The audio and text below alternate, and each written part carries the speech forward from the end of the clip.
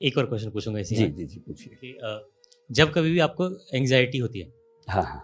तो आप उस एंग्जाइटी को ख़त्म करने के लिए इंस्टेंट सॉल्यूशन क्या करते हो और लॉन्ग टर्म इसका सॉल्यूशन क्या हो सकता है? एंग्जाइटी मतलब उसके बाद से ऐसा नहीं कि मुझे कभी हुई नहीं, एक आध दिन कभी 2 घंटे आधा घंटा सिचुएशंस आती हैं ऐसी जो नॉर्मल बातें हैं। जब एंग्जाइटी होने लगी आपको अचानक से, सबसे आसान तरीका है जो 3 इडियट्स फिल्म में शायद वायरस ने बताया था, वही बात है या मुन्ना भाई में था, किसी में था कि जैसे ही तनाव होने लगे जोर से हंसना शुरू कर दो। मुन्ना भाई में शायद था ना। मैं ये नहीं कह रहा कि आप हंसे ही, वो एक तरीका है। बेसिक बात है कि जिस चीज से देखिए एंग्जाइटी में क्या होता है, एंग्जाइटी का मूल लक्षण ये है कि आपकी जो थिंकिंग की स्पीड है रॉकेट जैसी हो जाती है, बहुत तेज थॉट्स आती है, रनिंग थॉट्स बोलते हैं उनको, और वो सारी रनिंग थॉट्स नेगेटिव होती हैं या अमूमन नेगेटिव होती हैं।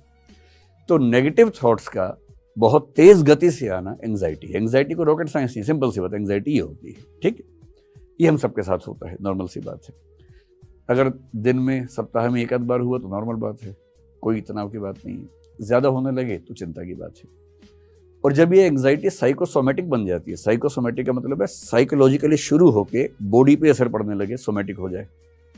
जब आपको एंग्जाइटी की वजह से हाथ पैर में थोड़ी सनसनाहट होने लगे, झुंझुनाहट होने लगे, टिंगलिंग होने लगे, मतलब वाइब्रेशंस होने लगे, सिर में दर्द होने लगे, नींद नहीं आ रही, आप करवटें बदल रहे हैं लगातार, नींद आई नहीं रही आपको, ये अब केवल मामला मन का नहीं है, अब ये मन का असर शरीर पे होने लगा है, ये साइकोसोमेटिक मामला बन गया है। ये रिस्की बात है।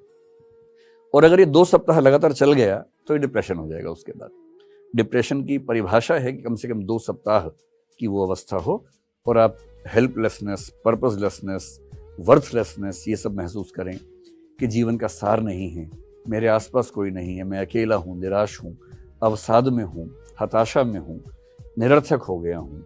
अगर ये सब फीलिंग्स लगातार सस्टेन करें तो आप डिप्रेशन में चले जाते हैं, जो कि बहुत बुरी अवस्था होती है। तो कभी आपको एंग्जाइटी हो, उससे सबसे आसान तरीका है, ठीक उस समय एंग्जाइटी जैसे शुरू होने लगे उस विषय पर सोचना नहीं है, काम इतना ही करना है।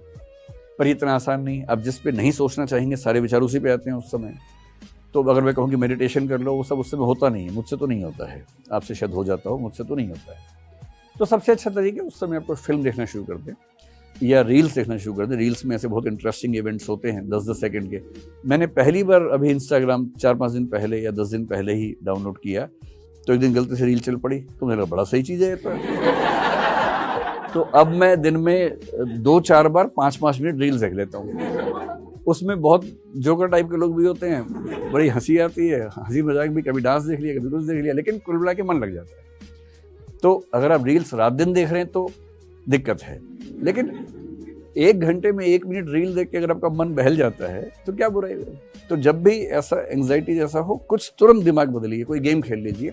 सबसे अच्छा है रनिंग कर लीजिए या जॉगिंग कर लीजिए या तेज गति से चलिए।